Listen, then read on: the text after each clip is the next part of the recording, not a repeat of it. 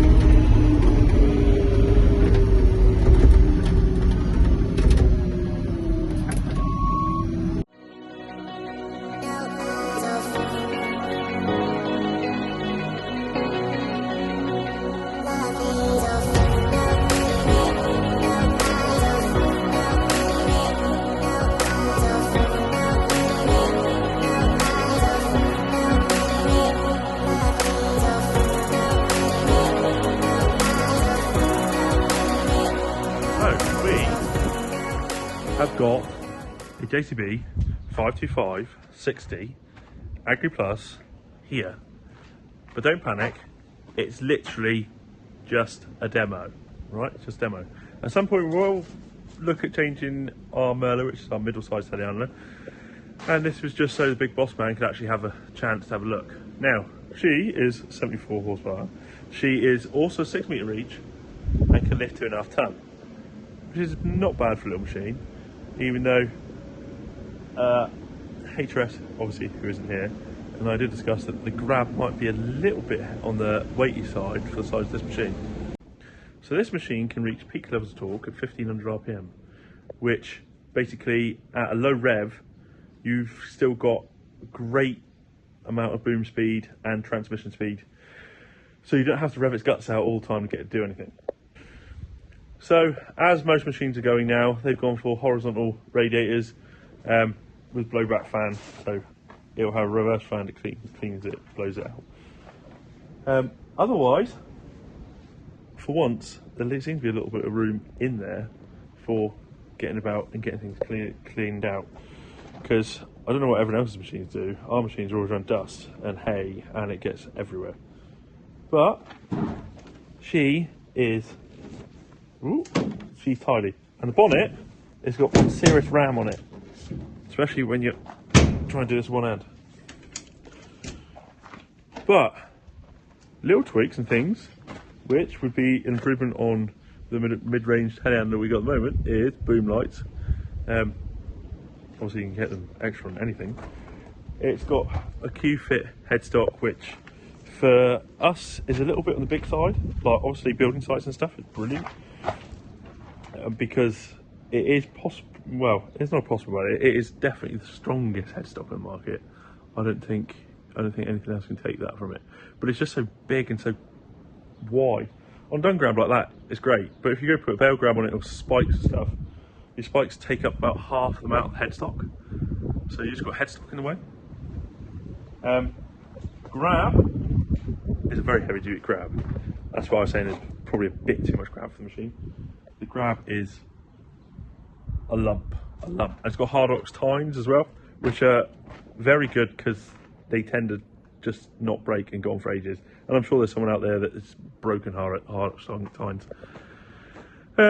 Also, something that is very handy with this little machine is that there. So all small telehandlers that we've ever had, including the miniature one out there and the other brand, don't tend to have hitches on the back of the telehandlers. So this is a 525, which actually, if I'm quite honest, apart from towing trailers, if I didn't have to tow trailers, I don't think we would need the big one. We could just have two of these. Just with the extra weight of bringing in big bales on trailer, the bigger telehandler, I think, is better for that. But, you know, you could lump trailers around the yard. For moving a wrap around, it'd be perfect. If I only had wrap bales and didn't have to bring bales back with a telehandler, I think this would suit a stand the ground. As, you know, a big telehandler, if that makes sense. Now, changes in the cab. This one has got a shuttle on the joystick now, which is evidently a lot better. Having a shuttle on the other stem, you know, handy as a spare, but it's not the best thing in the world. Especially when you get used to them on a joystick, just makes everything easier. Very, very nice electronic handbrake now, and easily to get to, as aka right beside each other. On the other brand, it's all the way back here somewhere, which is like just lost and beyond me. Only gutting thing is the cab's not so big, so I'll say cabs on the other one is a lot more spacious and grand as a cab. Got a dead man switch, so you can just lock everything up. Obviously going to be brilliant for booming sites. This is all fairly easy to get to.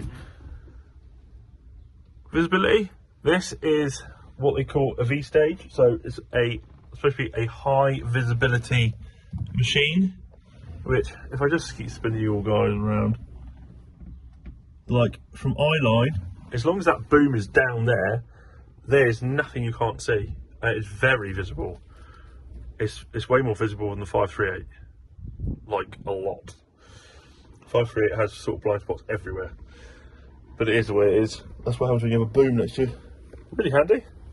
Fire extinguisher, especially the some of the we've just all had, and well, you know, still having. But I think the main thing is, let's see how this thing goes. So the first part, which I just did then, didn't record, but at the moment I'm spinning around. Lock on it is awesome.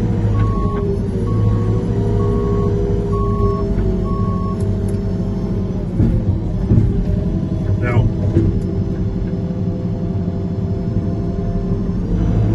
hard ox tines can be detriment to concrete. Can be. But being brand new, I can't imagine that they're going to dig in very much.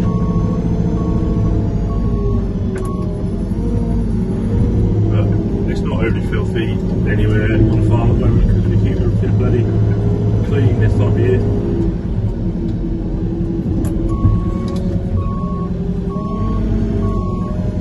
But the reason we haven't had grab the hard ox tines in the past is basically because they're a square rectangular profile most of the time. I've not known of it to be round.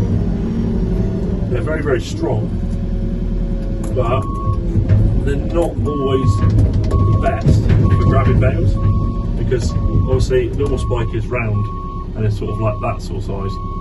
They're that deep at the back, and then they go forward square and then they narrow off on the point.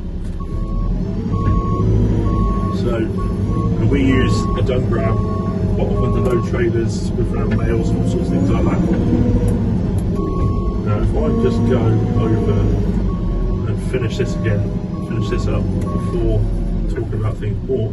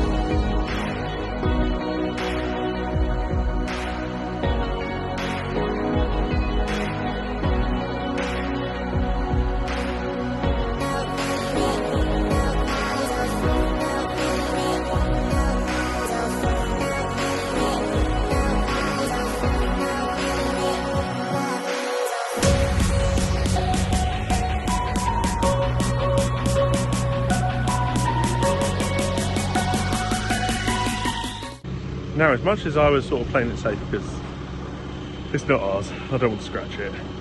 It's very manoeuvrable. I was taking it a little bit over cautious, especially going around gates that left open.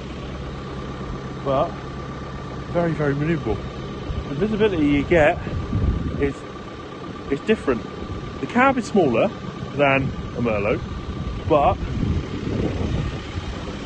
the visibility seems better, which is weird because I'm gonna probably go sit in one in a bit, hold the video, but see what I think, and maybe sort of come up with other thoughts on it next time. But so far, and as I said before, I've got loads to do with it. Because we're always in telehandlers and always moving stuff about and always doing stuff, we don't have like loads and loads and loads to do right now. Hi. That's not the same dog now. I've misplaced one and acquired another. But back to telehandler. Cab, love it. It's roomy, does everything it's got to do.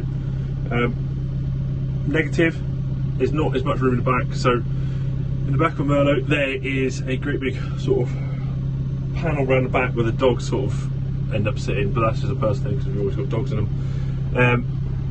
There is a place there that he can fit if he'd like. You want to go over, off the comfy seat, over here. Go on, over. Oh, right, I have to assist him. Right, now he thinks he's driving. Well, it's beeping because Rhino was trying to open the locking pins on the grab. That's what he was up to. So, again, if I drop the boom, literally see everything around. Boom up, same as most telehandlers, but it's only for a split second because you've got to grab this gap here. Now, a shame we don't have anything else with Q-fit brackets because I could have a little bit of a play around a bit more. But I am going to go to the left.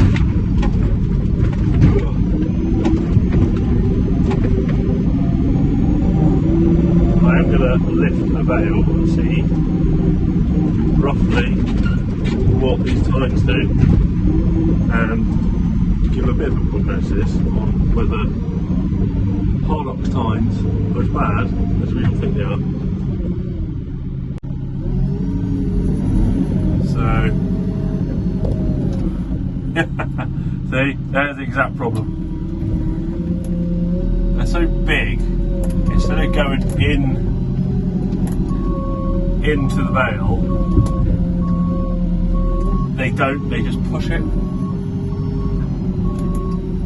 that's why we end up having, why we have more roundy spikes. But just me playing around. I'll stick this over the shed so it's ready to go in tomorrow morning. Out of the way. So yeah, on another note, if anyone's thinking about getting Harlock tines for working on snails with, don't do it because it doesn't work. Or they don't work. But thank you all for watching. Hope you enjoyed this video. If you haven't yet done so, please subscribe, ring the bell, give us a thumbs up. If you want to find any more of us, you can find us on Facebook, Snapchat, Twitter and Instagram. This was just a little special because we had it here. And as I said, there's a bit more we could do with it. Also, a thank you for RSM Beers for dropping it in for us to have a play.